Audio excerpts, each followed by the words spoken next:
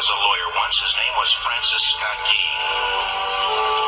He penned a song that I'm sure you're aware of. You've seen it. It's in most hymnals throughout our churches. It's called the National Anthem. It is our song as an American.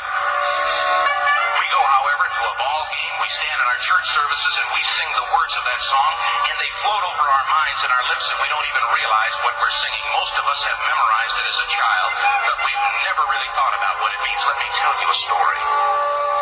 Francis Scott Key was a lawyer in Baltimore. The colonies were engaged in vicious conflict with the mother country, Britain. Because of this conflict and the protractedness of it, they had accumulated prisoners on both sides. The American colonies had prisoners and the British had prisoners.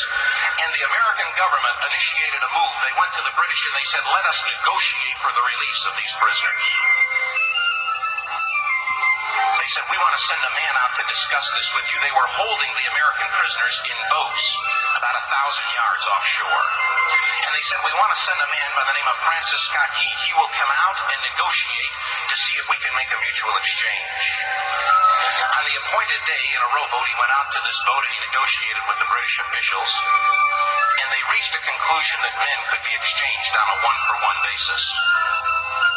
Francis Scott Key, jubilant with the fact that he'd been successful, went down below in the boats, and what he found was a cargo hold full of humanity, men. And he said, men, I've got news for you tonight. You're free. He said, tonight I have negotiated successfully your return to the colonies. He said, you'll be taken out of this boat, out of this filth, out of your chains. As he went back up on board to arrange for their passage to the shore, the admiral came and he said, we have a slight problem. He said, we will still honor our commitment to release these men, but it'll be merely academic after tonight. It won't matter. And Francis Scott Key said, what do you mean? He said, well, Mr. Key, he said, tonight we have laid an ultimatum upon the colonies. Your people will either capitulate and lay down the colors of that flag that you think so much of, or you see that fort right over there, Fort Henry? He said, we're going to remove it from the face of the earth. He said, how are you going to do that?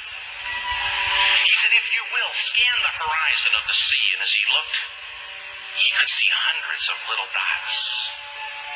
And he said, that's the entire British war fleet. He said, all of the gunpowder, all of the armament is being called upon to demolish that fort. It will be here within striking distance in a matter of about 2.5 hours. He said, the war's over. These men would be free anyway. He said, you can't shell that fort. He said, that's a large fort. He said, it's full of women and children. He says, it's predominantly not a military fort. They said, don't worry about it. They said, we've left them a way out. And he said, what's that? He said, do you see that flag way up on the rampart? He said, we have told them that if they will lower that flag, the shelling will stop immediately.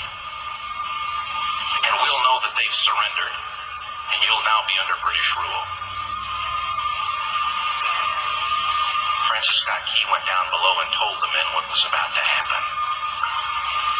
And they said, how many ships? He said, hundreds. The ships got closer. Francis Scott Key went back up on top and he said, men, I'll shout down to you what's going on as we watch. As twilight began to fall, and as the haze hung over the ocean as it does at sunset, suddenly the British war fleet unleashed. He says the sound was deafening. There were so many guns that there were no reliefs. He said it was absolutely impossible to talk or hear. He said suddenly the sky, although dark, was suddenly lit. And he says from down below, all he could hear the men, the prisoners, saying was, tell us where the flag is. What have they done with the flag? Is the flag still flying over the rampart? Tell us. hours into the shelling. Every time the bomb would explode and it would be close to the flag, they could see the flag in the illuminated red glare of that bomb. And Francis Scott Key would report down to the men below, it's still up. It's not down. The admiral came and he said, your people are insane. He said, what's the matter with them?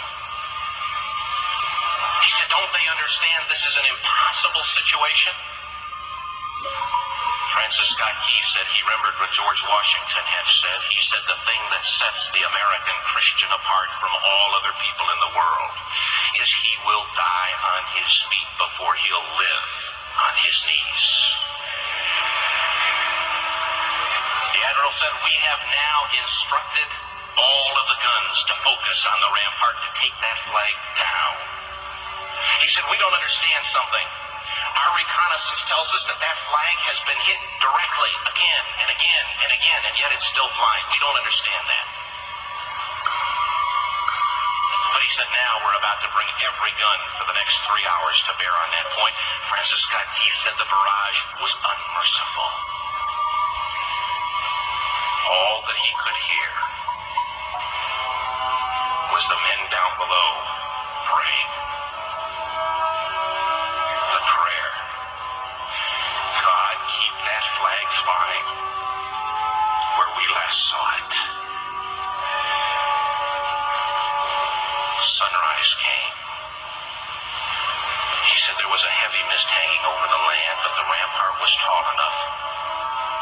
There stood the flag, completely nondescript, in shreds. The flagpole itself was at a crazy angle, but the flag was still at the top. Francis Scott Key went aboard and immediately went into Fort Henry to see what had happened. And what he found had happened was that that flagpole and that flag had suffered repetitious direct hits. And when it had fallen,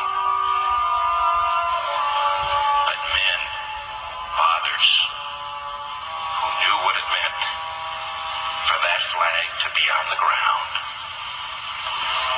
although knowing that all of the British guns were trained on it, walked over and held it up humanly until they died. Their bodies were removed and others took their place. Francis Scott Key said what held that flagpole in place at that unusual angle were patriots' bodies.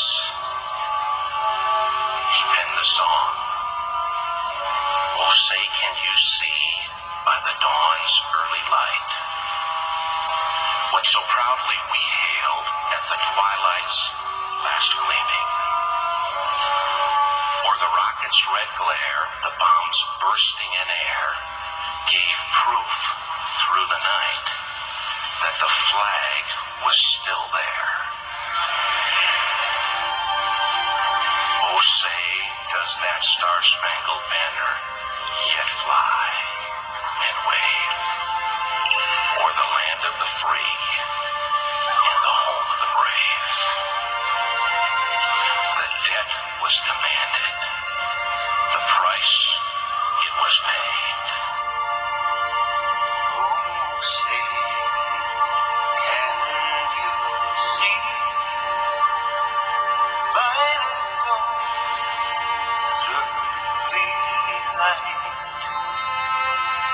what so proudly we hailed at the twilight's last gleaming, whose broad stripes and bright stars through the perilous fight o'er the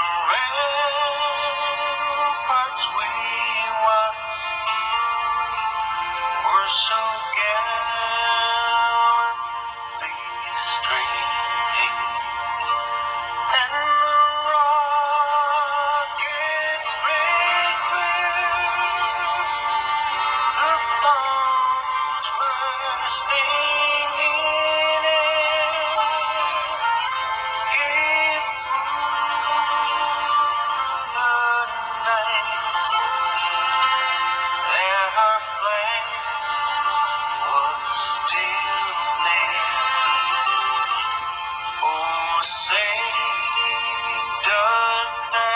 star.